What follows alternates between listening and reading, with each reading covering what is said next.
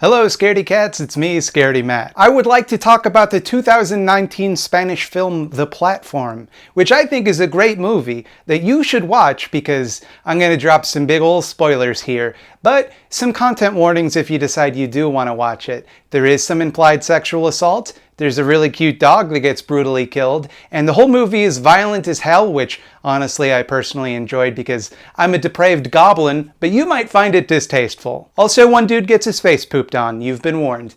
From this description, you might think that this movie is a senseless gore fest, but it's actually a nuanced critique of punitive justice and the way that the poor are incentivized to work against their best interests under capitalism. Ooh, okay. I'm trying not to get too political here. Look, this is my goofy horror movie channel. I got a whole other YouTube channel to alienate people with my politics. I try to make this channel a place where we can just kind of cut loose and have a little bit of fun, you know?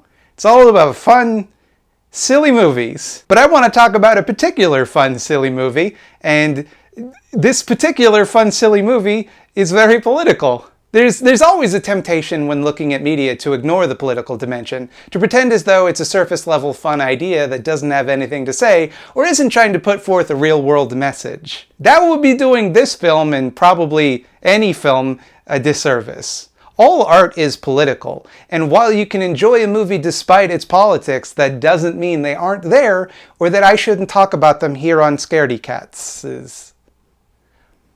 But also, I'm a great big stinky commie, and I want to have a YouTube channel where I talk about horror movies, and I don't want to alienate the people that don't agree with me politically, because the people that do agree with me politically make up like a percent of the population.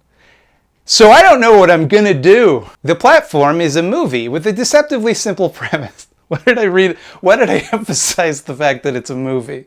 Why did I read the sentence like that? The Platform is a movie with a deceptively simple premise. It's about a prison that's hundreds of stories tall with a hole descending down the entire way.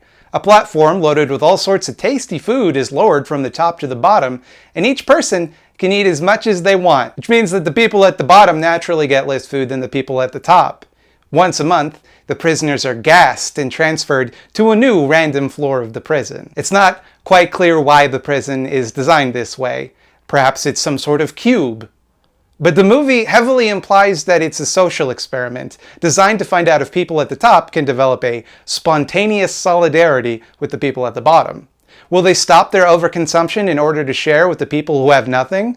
Could they ever be expected to do that? Like, say, if you were a very rich country and there was a lot of really poor countries.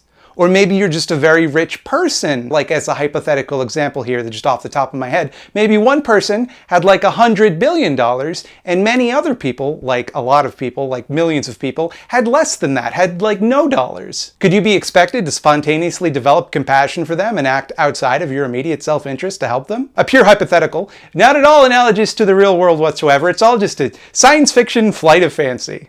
And boy, it sure seems like the answer to that question within this movie is nope. The people at the top act hostile towards the people on the bottom, spitting on the platform as it descends, and in one memorable instance, pooping on a guy's face.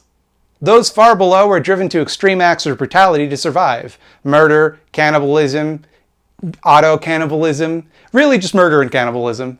Even after experiencing life at the lower levels where no food is available, once they're moved to the top, people remain unsympathetic to the needs of the people below them, and resist any attempts by goody two-shoes meddlers to get them to act in solidarity. They're at the top now, and it's their right to eat as much as they want. Nobody saved food for them when they were at the bottom, so why should they save food for people now? The same people who used to be at the top and treated them like garbage as far as they know. F you, got mine. There are some people that try to help. One lady worked for the company that designed the prison and decides she wants to enter the prison to get people to see reason because plot device. Also, you don't have to be charged with a crime to get into the prison. You can also volunteer in exchange for payment or college credit.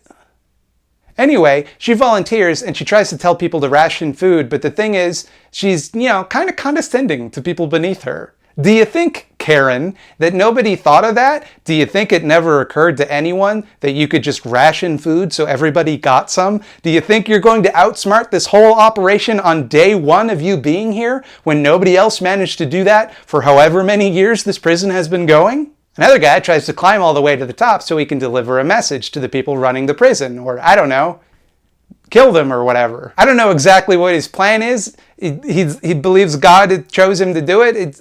I don't know what he wants to do. Anyway, some people help him, but inevitably, each month he runs into some people who decide they don't give a shit and stop him from progressing. Eventually, some characters decide to stage a revolt where they descend on the platform to hand out food to make sure everybody only takes what they need, but their brutal punitive approach makes them not much better than the people who made the prison in the first place. And they can only really achieve success when they reach out to people in true solidarity rather than a solidarity imposed from above through the threat of violent retribution. The only real salvation can be achieved from the bottom up, by lifting up the powerless rather than submitting to the benevolently intentioned rule of those at the top. There's a reason that there is no spontaneous solidarity. It's because the system of the prison incentivizes everyone to only care about their own needs. In the movie The Platform, I am not talking about real life, I am talking about the fictional scenario in the film The Platform, and nothing else. The people at the top are only secure temporarily. Once the next month rolls around, who knows where they're going to be? Who knows if they'll be able to eat? Once the platform descends, they can't see the people below them. They don't have to look people in the eye when they take food from them. Nobody knows how far down the prison even goes. Nobody knows how many people are trapped inside, so nobody knows if there's even enough food to go around anyway. It might be that you could go hungry trying to protect the people at the bottom from starving, but there's not enough for everyone to eat, so no matter what, you end up with some hungry people. Besides, you don't even know the people on other levels. You have the same cellmate every month unless they die or you kill them. And everyone else, all the people on either side of you, are switched out once a month. You don't get a chance to build community. You never have to put a face to the people below you, or above you for that matter. You're completely atomized and put into a survival scenario where your interests seem to conflict with people you are kept from getting to know. That's the mistake that the people above make when they try to condescend downwards. It's not that it hasn't occurred to anyone to be selfless. It's that they don't know if they can afford to be selfless, and they don't even know that if they could, it would work anyway. The material conditions of their lives, which have been designed by an untouchable and undemocratic force, have created a system whereby people are incentivized to screw each other over once again. This is all a discussion about the movie The Platform, and that's all it is. That's all it's a discussion about. The entire experiment sets forth from a faulty premise. It isn't testing whether spontaneous solidarity will emerge. It's testing to see if people's natural solidarity is powerful enough to overcome a system engineered to counter it. Can people still be generous when their lives are on the line? Will people care about one another when they're kept from ever seeing or knowing about one another's suffering? Within a system like that, it would appear that people are naturally cruel and selfish.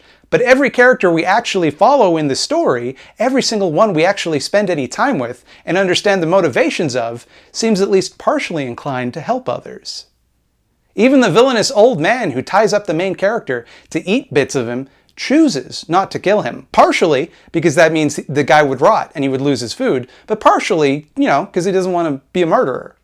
If he were truly selfish, if he were truly uncaring, he'd do whatever it took to protect himself, even if it meant killing his cellmate. He's driven to the cruelty of cutting off bits of his cellmate by starvation and paranoia, both of which are cultivated by the system he lives within. But even he, a standoffish and selfish jerk, who seemed like a real asshole even before he wound up in the prison, even he tempers his cruelty and self-interest ever so slightly for the common good.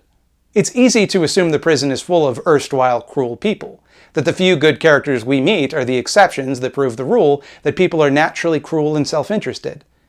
But if we looked at the main characters from the outside, we might conclude the same things about them. It isn't a question of whether or not people are naturally kind or cruel. That's the wrong thing to ask. People aren't naturally anything. We're shaped by our environment. If our environment promotes kindness, we will be kind. If it promotes cruelty, we will be cruel.